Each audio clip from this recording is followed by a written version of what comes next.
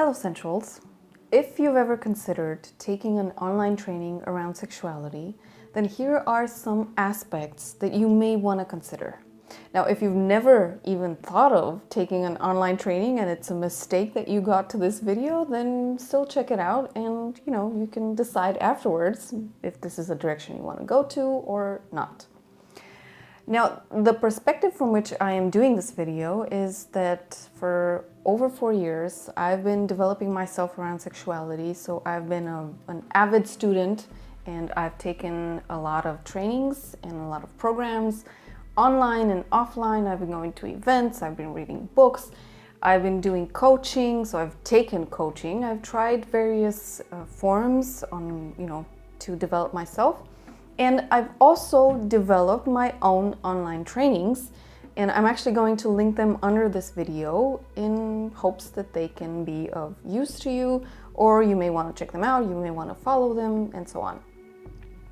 So the first aspect is of availability.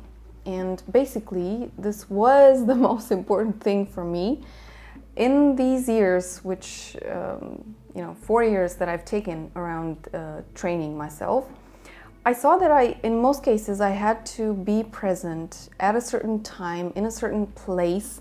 And in that time and place, I would have to be definitely 100% present and 100% relaxed or rested in some cases. So, really focus on what I was doing. And if that could not happen, let's say it was a training, but it was in a different country or city, or it was just after a long day of work, well, I had to make extra efforts in resources, in time, or just in concentration and my own energy to be present. And it was not always possible, or my learning was not always so efficient. The second aspect that I want you to consider is actually discretion. Now, this naturally flows from the first aspect, which was availability. Discretion means that you get to actually not show your face, not share your name, not meet somebody that you may know or may not know. So it's just you and your laptop, and you're signing in online. And you can use any name, any email. Nobody's gonna, share that or disclose that with anybody else. So this is definitely a benefit, because I've seen many people who were very shy. They wanted to develop, they wanted to learn, they wanted to really understand some practices or some aspects, but the thought of being in a room with other people, or the hindrances with going at a certain time and in a certain place to meet somebody, whether for an event or for private coaching, was not always possible, or was not always the most comfortable or the most preferred way of approaching this. So online trainings definitely have discretion. Like, you can't get more discreet than that, for sure. Nobody's gonna know who you are, what your name is, what you look like. Nobody's gonna know. It's just you and the video or the videos or the other resources, and you're learning. And you get to do this also at your own pace, obviously. The third aspect is affordability. Now, this is it's kind of subjective, because there are obviously many online programs that go in the range of thousands of dollars. And I made the effort of following these kinds of programs. They're much more complex, obviously, for $1,000. But not everybody's willing to go that far. Not everybody is able to go that far for whatever reason. So in this case, and I'm talking mostly from my perspective, from my personal perspective, I've designed a program that is accessible and affordable to the majority of people. Now, I used Udemy platform, and Udemy has this basically availability to, or possibility to, bring down the price for people so that they can have access to that knowledge. And they can also, by the way, if people are not happy with what they're learning, they can also get a refund, which is not possible on, fully priced online programs. And it's definitely not possible with retreats or events or certifications. If you're not happy with what happened there, unfortunately the money is already spent on logistics, on props, on other people, on food, on any other resources, so you can't really get a refund. And that's a risk that is definitely diminished here. You can always ask a huge educational platform to refund you. Another aspect is in terms of the quality of the learning. Now, when I say this, I speak mainly from my personal experience.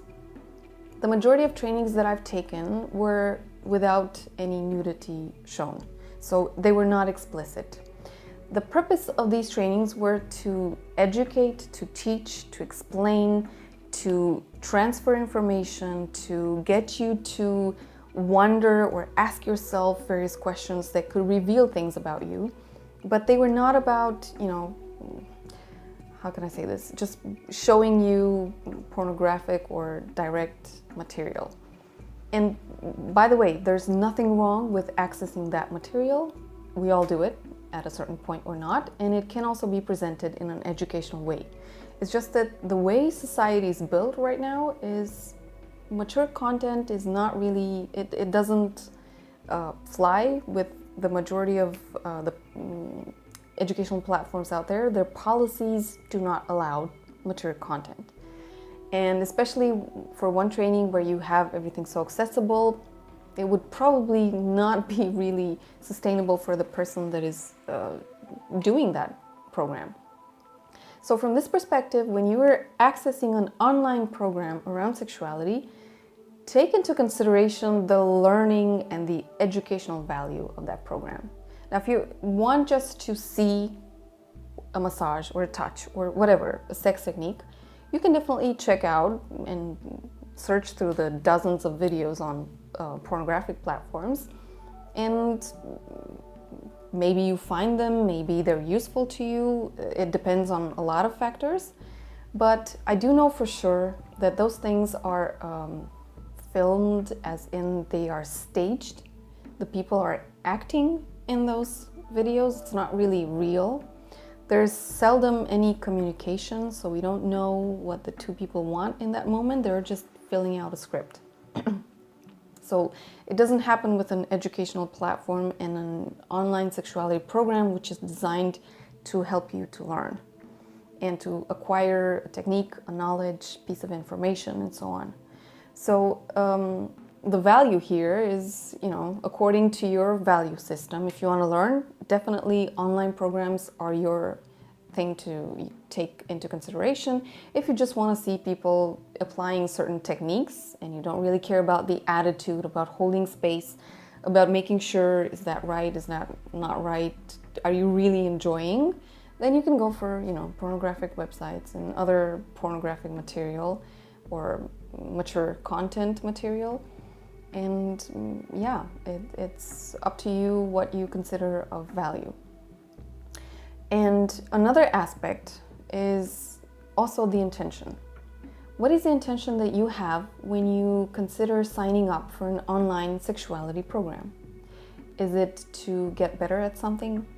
Is it to work on something with your partner? Is it just to, check it out of curiosity? Is it just to, you don't have a certain perspective, you just want to, maybe you find something useful, maybe not, you're willing to take a chance. Do you want to see actual real life action and so on? Do you want to take a certification? So definitely this is, you have the freedom to choose your intention, and according to your intention, you can definitely check out if a program is a match for you or not. And if you're not sure, or if after you've went through the entire program, you feel that you haven't really reached your intention or your purpose, your goal, then you can definitely contact the trainer and, write them directly. This is what I was expecting. Can you help me out with this? And in the majority of cases, the trainer is going to answer. At least I know that whenever I get questions from my students, I usually reply pretty fast, by the way. And I answer and I try to give them what they're looking for in case it was not in that training. Or if I see that in the particular training that they took, the intention was never, like it was never there in the program itself, then I strongly encourage them to ask for a refund and definitely have them going in different places or different directions. The sixth aspect, online programs definitely cannot substitute a real live person. And in real life, yes, it's much harder to meet a person that you can take to an online program or to a live event or even to access those. So, there are benefits and hindrances for each kind of program that you take. But, if you consider just some general entry and a general presentation of what you want, then sure, online programs may be the thing for you. And if you want to go more advanced, then after taking these kinds of trainings, you can definitely ask for directions from your coach or suggestions. You can seek for yourself and you can have a better idea of what to expect when you go to a live event and so on.